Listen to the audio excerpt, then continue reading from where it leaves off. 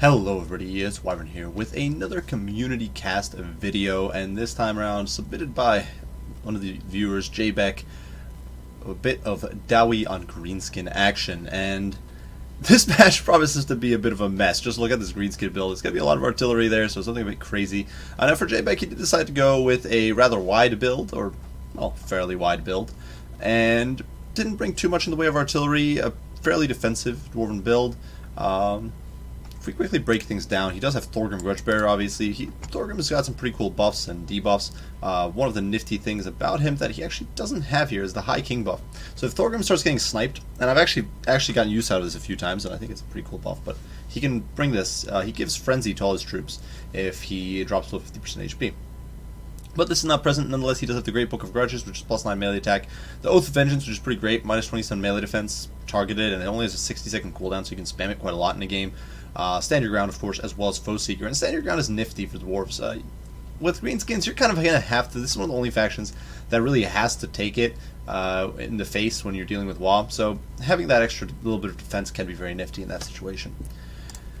Now for the rest of the build, front line of Dwarf Warriors, nothing too fancy there. We do have the Peak Gate Guard over here in the center. These guys are a pretty monstrous bunch. They've got 63 melee attack with the buff coming from Thorgrim. They've got Armor Sundering, which will help the Dwarf Warriors on their flanks. They do magic damage, which can be useful against like savage units and that sort of stuff. Immune to psychology, and of course magic resistance, as all dwarves are wont to have. So they're all pretty solid, and as long as they don't take the charge from a WoW, as long as they don't get annihilated by Black Orcs with WoW popped, they'll do okay against most Greenskin units. On the other flank here, or oddly enough on the flank actually, Norgrim's Ironbreaker. So these guys are pretty crazy. They've got ridiculous melee defense at 86, and some really high HP because they've got 90 models.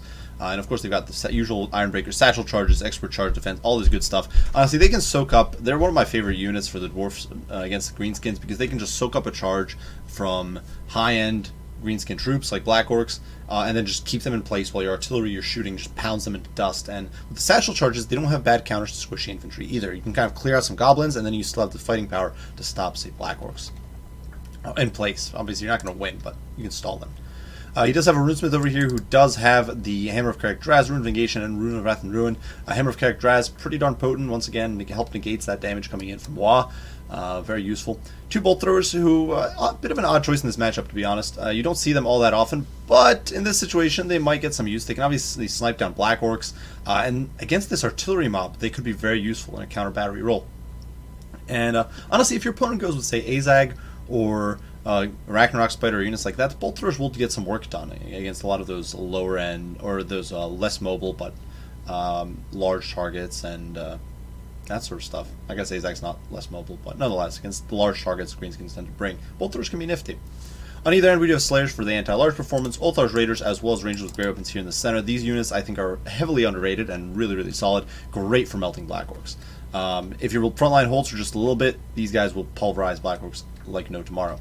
Now on the flanks, his opponent has brought Nasty Skulkers, who are immediately sneaking around for the back line. Basically, they're the commando force. His opponent probably figured here that the artillery mob is going to force his opponent to advance, which it is. And then that's going to open up the opportunity to flank and spank, get into on the back line, get on the Bolt Throwers, and that sort of stuff. For the rest of the Greenskin build, there are 4 Rock Lobbers, and then for a 5th, the Hammer of the Gork, which does have some debuffs attached to it. It does reduce accuracy and melee stats, so pretty bonkers. And of course, it is a 9 Chevron unit, so it's going to be much more accurate than normal Rock Lobbers. A firing line here of Goblin Archers, as well as the Rusty Heirs, so definitely some stopping power there. The front line is only Goblins, so they're not going to hold very well, but they are backed by Grimgor Ironhide, who of course has WoW. He's actually got Gitsnick, Stand Your Ground. An Orc Shaman here who does have Here We Go, as well as Fists of Gork, which I think is a mistake against Dwarves, because the magic damage you get can be bad and a disadvantage, and especially if there's a Rune Lord on the field, you're going to be screwed by this. He does also have a Scroll of Shielding, evasion, all that good stuff. And the Crimson Killers will definitely see how they do. They are backed up here by the Squig Herd, so 2 very heavy AP units. These guys are getting a buff in the upcoming patch. Currently, I'd say they're kind of garbage, but they are cheap, and against Dwarves, they can potentially work. Now, unfortunately, the Crimson Killers here all are taking some bolts to the face, though they are one of the few units in the game that can actually soak up a bolt to the face. They've got just enough HP to absorb a bolt and get back up, so that's one of the magic of Black Orcs. In the meantime, the Catapults are just pounding the Peak Gate Guard. just destroying this front line. A few of them are going to throw some shots at the bolt throwers, but that's honestly not going to do very much. If you're doing artillery dueling, you honestly need artillery pieces that are capable in that department. You need cannons or bolt throwers of your own. Greenskins do not have their spear chuckas, so yeah, that's not an option for them. Nonetheless, the dwarves are getting pounded a little bit. You can see the PK guard has lost 6 models and some HP. The dwarf warrior is getting beaten up a little. Fortunately, though, on the flank here, these slayers are going to intercept the nasty skulkers, which is really good for them. I'm going to be able to mulch them rather quickly. Nasty skulkers not really optimized for fighting something like slayers. They've got pretty low HP per model. They're obviously have no armor basically, and the AP is wasted on the slayers. And because they're going to be losing, they're not going to get opportunist murder a lot of the time. So you can see those nasty skulkers break. And now the slayers are coming back. Now, if I was the greenskin player here, I would have tried to get a smoke bomb on the slayers before the retreat happened, just to keep them off my second unit of skulkers. Now, elsewhere in the meantime, the front lines are meeting. You can see the squigs are hopping in there. I love the look of squigs. Like, honestly, squigs might not be great, but they look so amazing. Just look at them. And in comes Wah, and it's just munching and munching through there. In the meantime, the Crimson Killers have a horrible time of it. They get hit by basically everything in the kitchen sink. Doesn't matter they're getting buffed through the roof. They're just getting pulverized by every tool that JBEG has here. Certainly, the Ultaj Raiders get forced off by arrow fire. Certainly, there's some problems there, but these guys just get pulped. 5 kills, and they're routing. That's Crimson Killers for you. That's one of the problems with them, is that they're just so squishy. The front line here, now the Dwarves do get pulped quite badly by the Wah, but as the Wah is going to expire, the Dwarf Warriors will then kind of stabilize, and they're going to be able to hold out against these low-quality units. You can see the Squig Herd there using magic, but to buff them up with Fists of Gork, but it's just not going to cut the mustard against Dwarf Warriors. And as that Wah expires, things are going to look bad. In the meantime, over here, the Slayers are running amok. They're flanking. They're gutting the backline. They're unbreakable. One of the great things about Slayers for backline harass is that because they're unbreakable, you're not going to have those situations where you get forced off by, like, a concentrated fire from, like, a bunch of units. So, it's pretty nifty. Here in the backline, in the meantime, although these nasty skulkers did wipe the gun crew on the bolt thrower there, there's actually one guy, the lone dwarf, survived to bring them those home.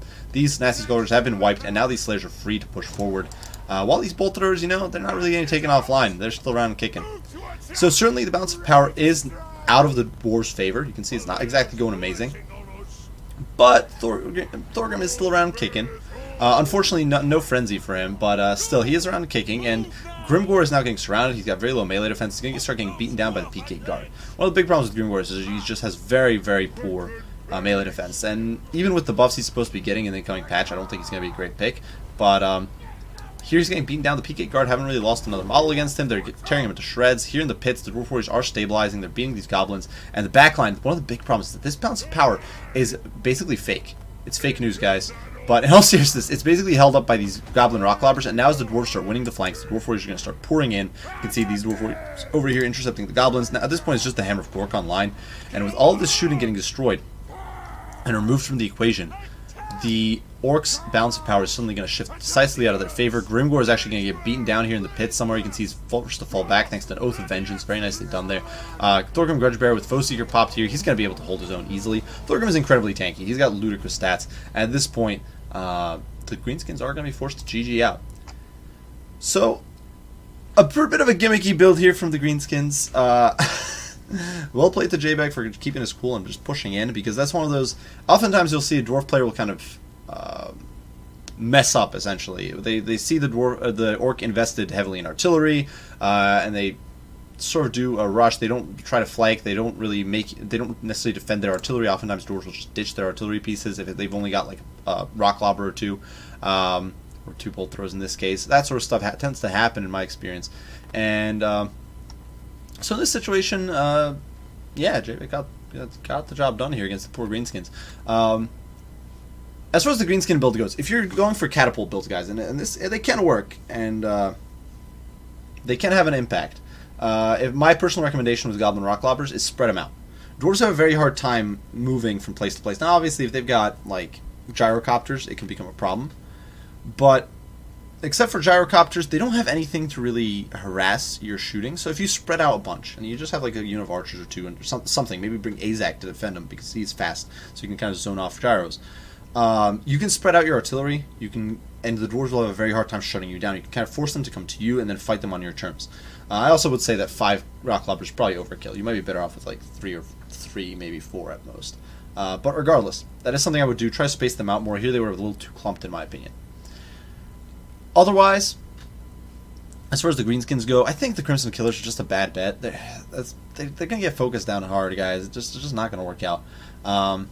The front line of Goblins, it held okay with the Wah. I don't think Gringor is particularly great. I think you're better off bringing either Wurtzag or Azag, depending on whatever floats your goat, honestly. It's up to you, but one or the other is what I'd roll with, and I wouldn't bother with the Orc Shaman. Sadly, Gringor just doesn't cut the mustard, in my opinion. But nonetheless, the Squig Herd, pretty original choice, and actually had some impact. It actually mulched through those Dwarves as long as it was buffed up. The problem is that once those buffs expired, the Squigs naturally crap stats kind of undid all of that. Nasty Skulkers also kind of got wrecked. One of the things I do like doing sometimes with Nasty Skulkers is bring a unit of, say, Night Goblins around to shut down Slayers. Otherwise, another option is to bring Cavalry instead of Nasty Skulkers if all you're looking to do is harass backlines. Fast Cav is generally going to do you better, like Squig Hoppers, for example. They're pretty cheap, 650 compared to Nasty Skulkers, 500. But these guys were chevroned up a bit too. So you ditch the chevrons, you probably got almost enough for 2 Squig Hoppers. You could almost make it, in my opinion. Could make some cuts somewhere else a little bit, cram those in. As far as JBake's build, pretty cool. Not the biggest fan of Dwarf Warriors in this matchup. If your opponent goes very heavy on Black Orcs, it can kind of fall apart, in my opinion. And Black Orc spam isn't the rarest in this matchup. It's something you will see sometimes. In this situation, against the Goblin spam, it actually was really good because you had enough width to shut down these annoying tools. Voltorover's decent anti-artillery piece, and probably got some damage against these artillery pieces. They definitely sniped down the Crimson Killers a whole bunch. Like I said, I think Voltorover's Raiders and Rangers are great. I think they're boatloads of fun. Really good against Black Orcs. Slayers got a lot of value as a pseudo-cav. And, the front line held. The PK guarded okay. The Norglem's Ironbreakers did work. And yeah, all in all, well played to the Dowie there. Runesmith, obviously not a bad choice. Like I said, I do think that with Thorgrim, it can be worth bringing the Frenzy trait, because having Frenzy on all your Dwarf troops can be pretty cool and can be nifty. Especially Slayers. Slayers get a huge benefit from having Frenzy, because they're Slayers. They don't break, so their leadership's perfect, and they just get straight boost all their offensive stats. But regardless, well played to both players. It was a fun matchup. It was a bit ridiculous and something you don't see every day. So I do hope you guys enjoyed. If you do enjoy these sorts of community cast games, be sure to send me your replays. I'll be sure to leave a link to an email down below. There you can send me your replays, and I'll kind of cherry pick the replays and try to pick out the best ones that are the most entertaining ones. But if you are looking for, honestly, if you're looking for critique or these replays help, I think, us improve. It can also be a bit of entertainment. So yeah, if you guys enjoy this sort of stuff, whether for the fun factor, because a lot of people try out stuff I wouldn't try out, so I think that's awesome, getting to see different builds that you don't see every day, or certainly might not see from me, or maybe not even other YouTubers or whatever. I think it's awesome. And then being able to also look at what other people are doing, and kind of that way all of us can improve more easily. So regardless, if you guys enjoy this, be sure to send me your own replays, and I'll be sure to cast them. I honestly enjoy doing these community casts. So thank you, JBek, for submitting this replay. I do hope you guys enjoyed the video. As usual, if you enjoyed, leave a like, subscribe, share, all that good stuff. If you have any comments, any criticism, any questions, as usual, do not hesitate to post them. I will do my best to respond as soon as I can. I do appreciate you all for watching, and I will see you all in the next one. Bye for now.